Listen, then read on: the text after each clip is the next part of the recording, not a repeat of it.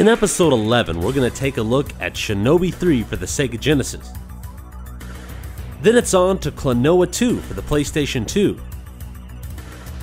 And we are very excited about our first review of a brand new Xbox 360 game, Mushi Hemasama Futari version 1.5. I know, it's a mouthful. This is Substance TV.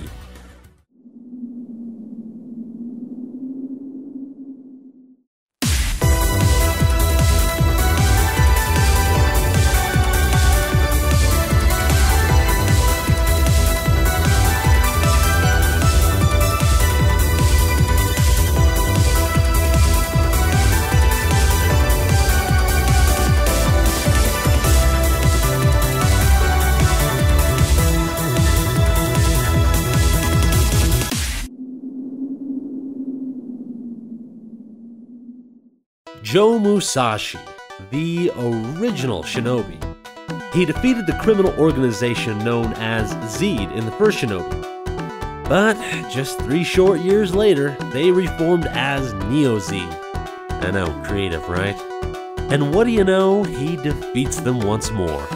This all leads us to the 3rd game in the Shinobi franchise, Shinobi III. Once again, the Neo-Zed are threatening the world.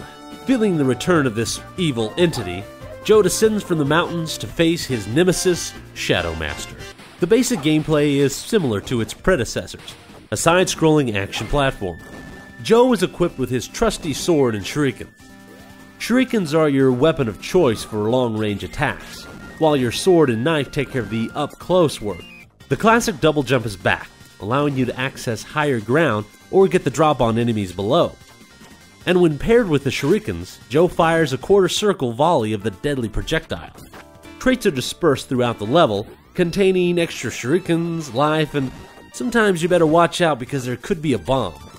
Now perhaps the most useful item harvested from these crates are POW. See, they turn your shurikens into stronger projectiles emblazoned with fire. It also upgrades your sword and knife. The ninjutsu attacks from Revenge of Shinobi are back. First is a lightning attack that surrounds you in a protective barrier. The second sends pillars of fire jetting up from the bottom of the screen. The third projects ghostly after images behind Joe and gives his jump a boost in distance. And in the 4th and final ninjutsu, Joe plunges his sword into the ground and turns his body into a literal fiery explosion. While many gameplay elements have remained the same, Shinobi 3 introduces some new abilities. You're no longer dependent on natural cover to block incoming projectiles.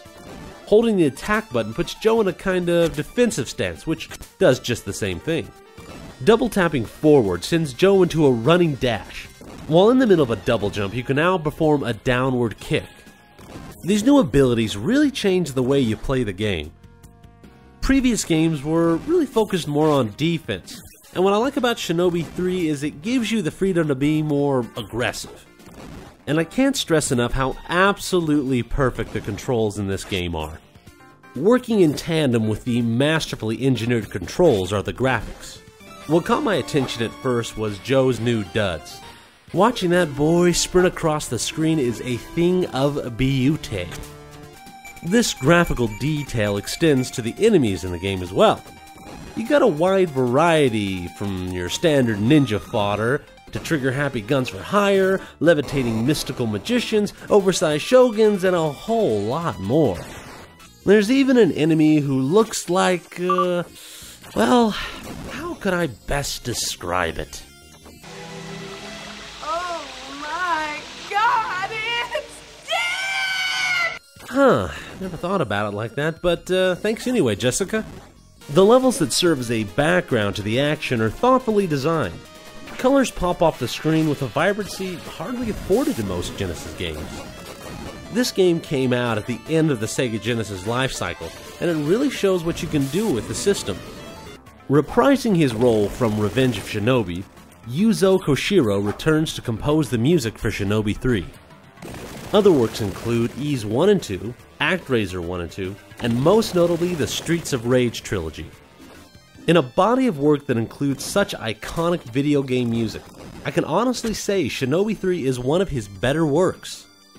Mixing oriental woodwinds with futuristic techno melodies and hints of percussion, the composition of each track blends seamlessly. Translation: the soundtrack is pure awesome sauce. The sound effects, the other half of the sound department, does a great job as well. The Shinobi series has always had a bad reputation for being a little bit difficult. Repetition is key here, folks. Once you learn the patterns of the bosses and layout of the levels, the game becomes a little more manageable. Finding this game should be quite easy as it's been released in a lot of forms. If you're looking for the actual original Sega Genesis card, it'll run you anywhere from 10 to 20 bucks. The game was also included on the Sega Genesis collection on the PlayStation 2 and PlayStation Portable. For those who own a Wii, you can download the game for 800 points or 8 bucks. More recently, it was released on the Sonic's Ultimate Genesis collection for the Xbox 360 and PlayStation 3. So the inevitable question is, which version do you buy? Well, you can never go wrong buying the original cart. Then there's the Sega Genesis collection, which is pretty good. If you have the choice, I would say go with either the Sonic's Ultimate Genesis collection or the Virtual Console release, as those are both very good ports with all the options you need. Shinobi 3 is not only one of the best games on the Genesis, but one of the best action platformers to ever come from Japan.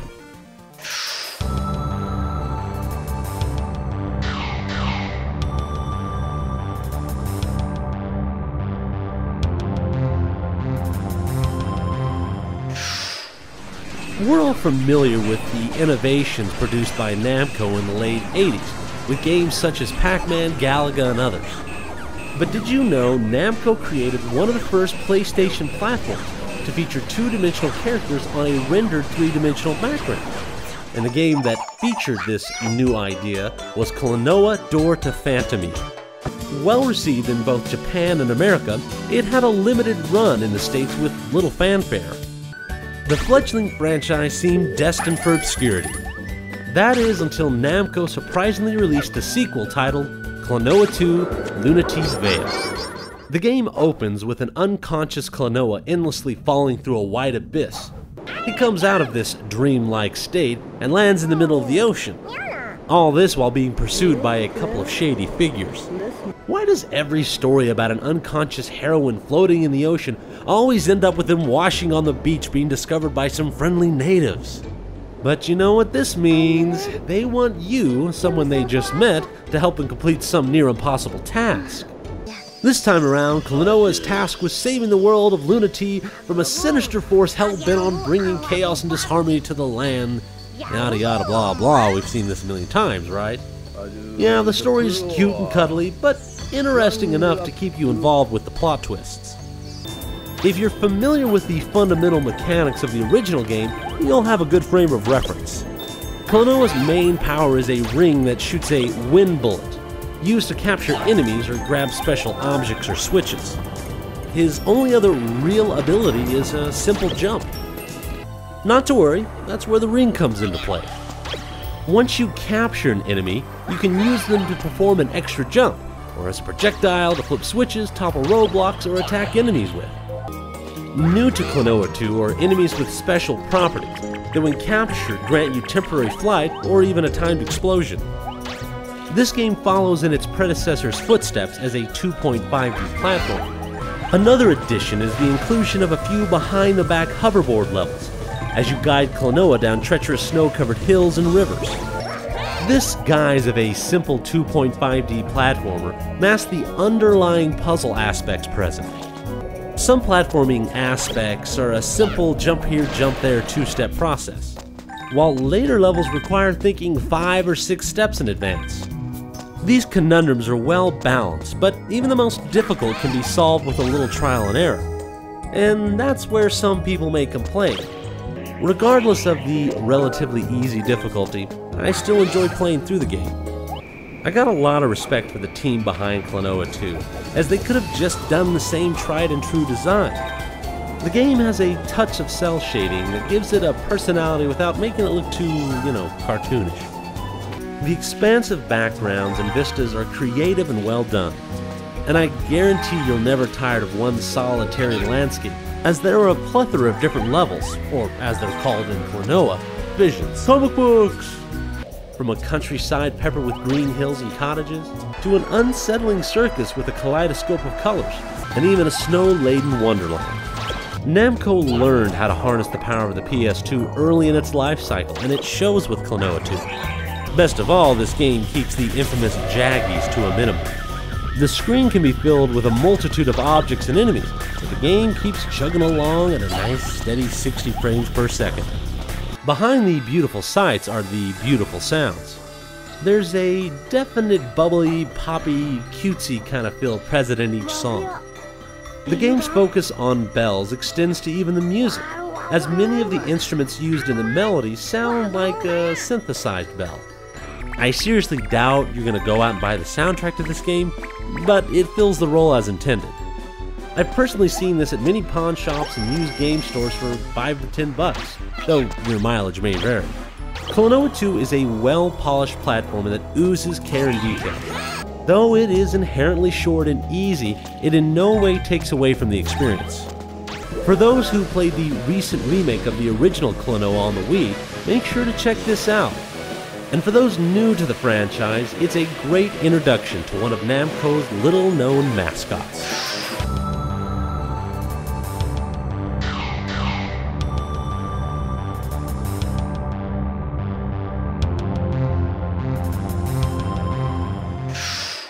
Cave, a company known for their bullet hell shmups, just not known for porting any games outside of Japan.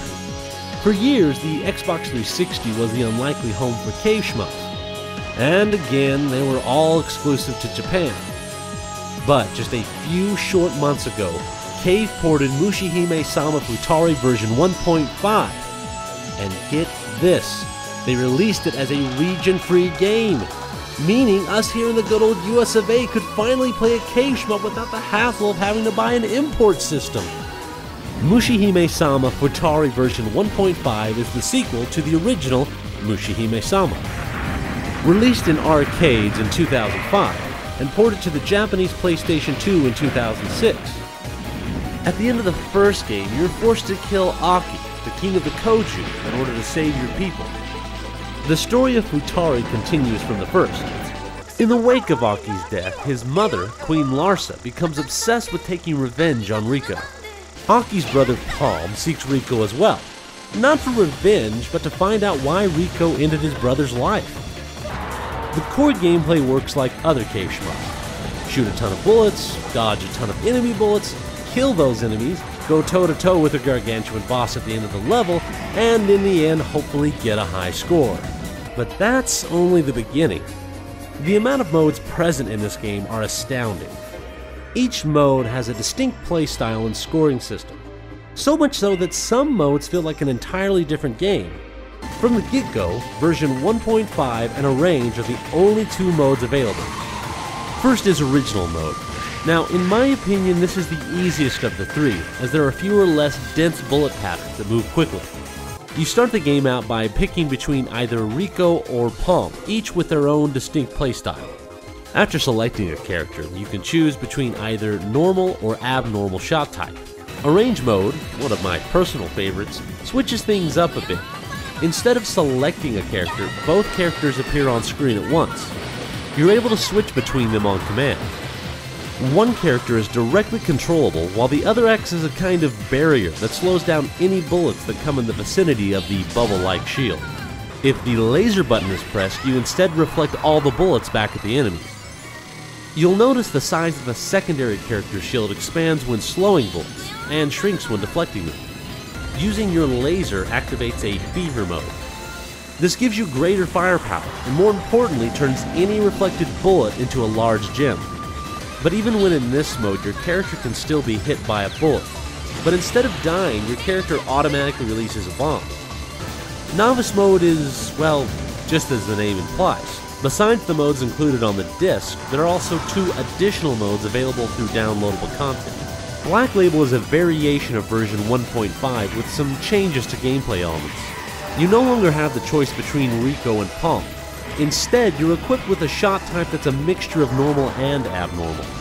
Version 1.01 is a mode only available via redemption of a DLC card, included with all limited edition and first run copies of the standard edition.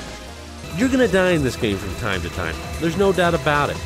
But there are times where the planets just align in the right way where you are dodging everything.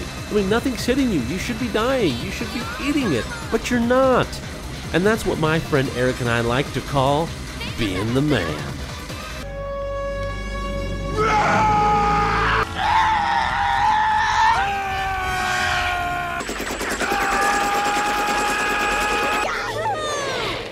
Huh?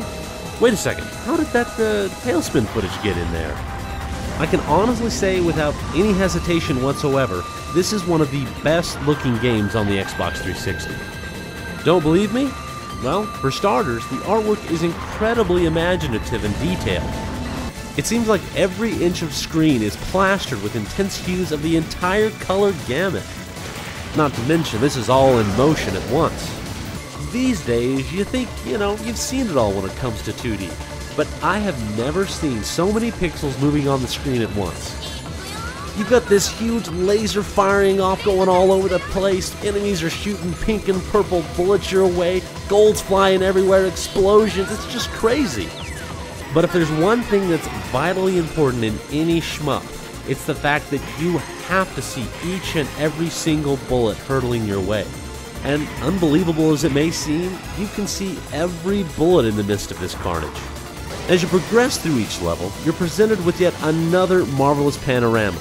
But you'll scarcely have time to take it in as it speeds by because you'll be kind of busy, focusing on the aforementioned Storm O sprites. And setting the tone for all of this visual turbulence is the soundtrack. Composed by Manabu Namiki, legendary for his work on such games as Battle Garega, Armed Police Batriders, Dodonpachi Daioju, Espgaluda, Kitsui, and more recently, Gradius, Contra, and Castlevania Rebirth. Just as the level design, the soundtrack takes its cue from the original game, building new songs from old melodies. Though each song is undeniably influenced by the first game, the product of this marriage is original in its own respect. I feel the soundtrack does a commendable job in tandem with the design of the game. The difficulty of this game is, well, truly up to you. Finding a copy should be very easy at this point. Since the game is fairly new, import websites such as PlayAsia and others have the game in stock. A new copy of the standard edition will run you about $80. Now, there is the limited edition, which is pretty much sold out everywhere. It's going for a pretty high price. Unless you're a big K fan or really like Mushi Hemasama, I'd stay away as the prices are a bit too high. Black Label is available as download content for 1,200 Microsoft points, or $15. And sure, it's more expensive than your typical $60 American retail release. But your only other option is to buy the PCB version, which is going to run you a few $1,000s, and that's not even counting the Black Label, which again will cost you a few $1,000s. So the real question, is this a faithful port of the arcade original? The simple answer, yes. Yeah, there are some minor differences in slowdown and gameplay elements, but for the price, you really cannot ask for anything better. Add in the Xbox 360 exclusive Arrange mode, and you've got yourself one mighty fine shmup package. Now look, I understand that shmups aren't everybody's cup of tea, but I cannot implore you enough to buy this game. Not only will it challenge you, purchasing this game supports one of the best companies in existence, who make some of the finest in the genre. As an extra bonus, your purchase sends a message to Cave that you want more of these games stateside. Already your cries have been heard, as it's just been announced that the previously Japanese exclusive Death Smiles will be coming here to America. With a lineup like Uncharted 2, Modern Warfare 2, Bayonetta, 2009 was undoubtedly a great year for video games. But when I personally think of Game of the Year material, Mushi Hemasama Futari version 1.5 stands right up there with the rest of them.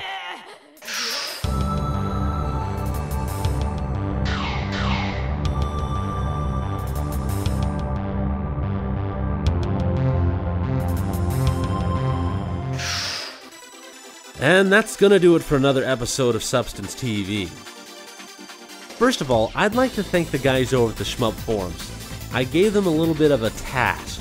I wanted to make sure that I got all the information and details right for the Mushi Hemasama Futari review. Because mind you, all the information I covered concerning the gameplay in the review is just the tip of the iceberg.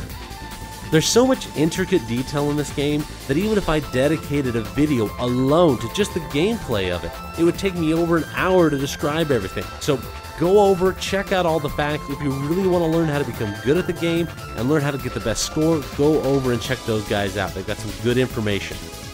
Another good source of information about cave games is found at cave-stg.com. It's another forum full of guys who know a whole lot about cave games, and it's another resource you should check out if you're interested in all the other cave games released. Well, thanks for watching, guys, and as always, game on.